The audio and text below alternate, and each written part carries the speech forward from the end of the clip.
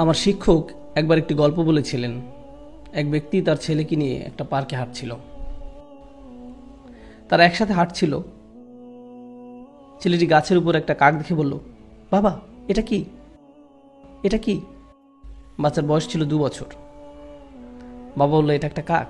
ছেলে আবার বলল, বাবা এটা কি? বাবা আবার উত্তর দিল, এটা একটা কাক। আচ্ছা ঠিক আছে, বাবা এটা কি? বাবা বলল, এটা একটা কাক। ও কাক, এটা কি? এটা একটা কাক। এভাবে 10 মিনিট ছেলেটি বাবাকে প্রশ্ন করে গেল। বাবা 30 বার উত্তর দিলেন। তিনি একটা ছোট ডায়েরিতে লিখে রাখলেন, আমার ছেলে আজ পার্কে হাঁটার সময় একটি কাককে নিয়ে 30 বার প্রশ্ন করেছে,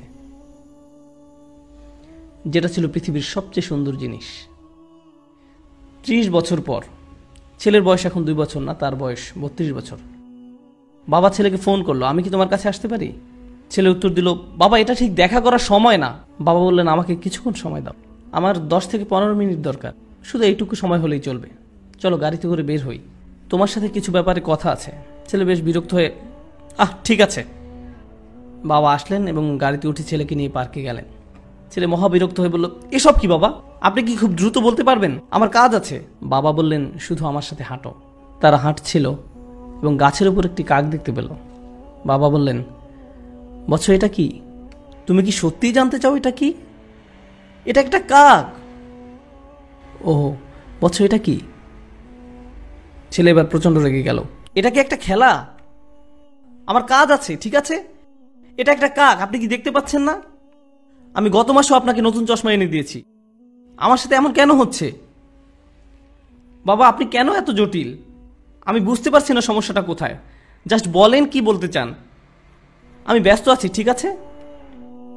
বাবা তার ডায়েরির পাতা খুলে বলল, বৎস ঠিক এরকম একটা ঘটনা 30 বছর আগে ঘটেছিল। আমরা এই পার্কে হাঁটছিলাম, তুমি একটি কাক দেখেছিলে।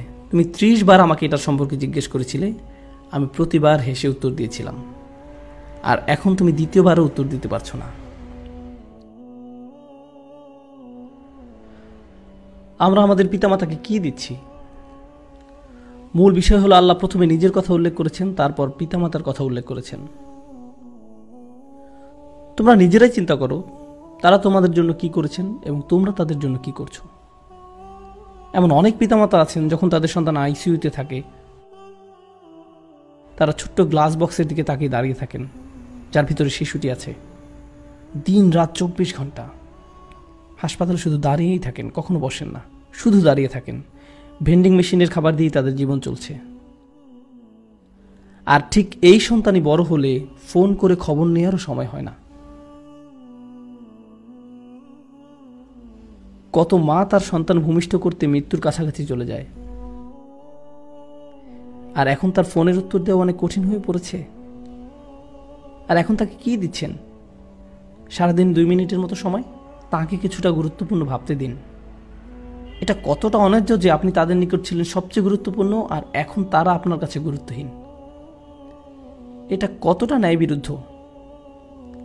তারা এই যন্ত্রণা প্রতিদিন বয়ে বেড়ায় যে আমি আমার সন্তানের কাছে কিছুই না, আমি তাদের কাছে কিছুই না, আমি তাদের কাছে মূল্যহীন, আমার জন্য তাদের হাতে কোনো সময় নেই। কোনো কিছু আপনার কাছে মূল্যবান মনে হলে তাতে আপনি সময় দান করেন।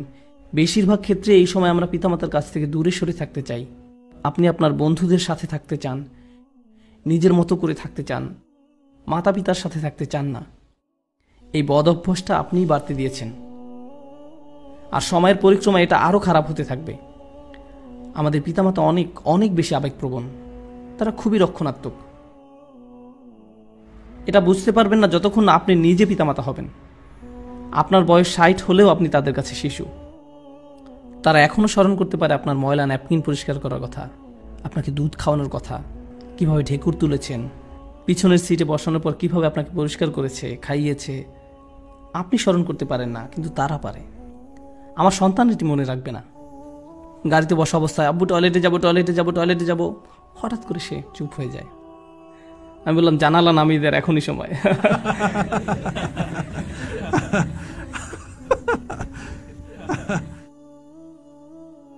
তারপর সে বলা শুরু করলো, আমি ঈদে কোন খেলনা পাবো। আমি ভাবলাম, ওকে, গাড়ি চালানোর জন্য আজ ভালো সময় নয়। তারপর সে যখন কলেজ থেকে গ্রাজুয়েশন করেছে, একদিন বিয়ে করেছে, সে তখন আর এটা মনে রাখবে না। কিন্তু কে কখনো ভুলে যাবে না? আমি কখনো ভুলে যাব না। আমি ভুলবো না তাকে কিভাবে বাথরুমে নিয়েছি, তাকে পরিষ্কার করেছি, জামা পরিয়েছি। সে বলেছিল, আব্বা এই স্পাইডারম্যান পোশাকটা পরিয়ে দিন। আমার সন্তানের কিছুই মনে রাখবে না, আমি রাখবো, আমি মনে রাখবো। এই একই শিশু যখন পিতাকে একদিন বলে, বাবা আমি ঠিক তোমাকে বুঝতে পারি না, আমার হাতে একদম সময় নেই, এটা আসলেই তাকে দুঃখ দেয়, এটা আসলেই তাকে দুঃখ দেয়। ঠিক এই আচরণটাই আমি আপনি আমাদের পিতামাতার সাথে করে থাকি। তারা ছিল আমাদের জীবন, আমাদের জন্য তারা তাদের জীবন দিয়েছেন, তাদের ক্যারিয়ার বিসর্জন দিয়েছেন, তাদের ছুটি, তাদের বন্ধু বান্ধবদের সঙ্গ ত্যাগ করেছেন। আপনি জানেন সেটা? আমি এটা এখন জানি, আমি তখন জানতাম না।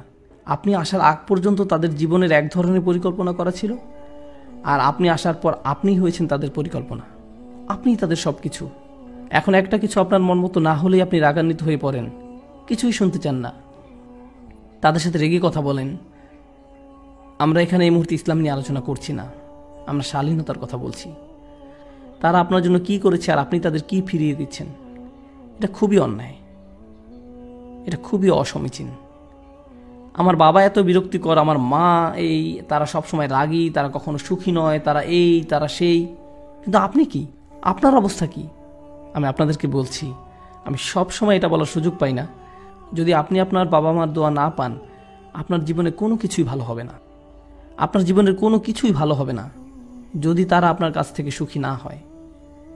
তাদের সুখী করার জন্য আপনাকে সব করতে হবে।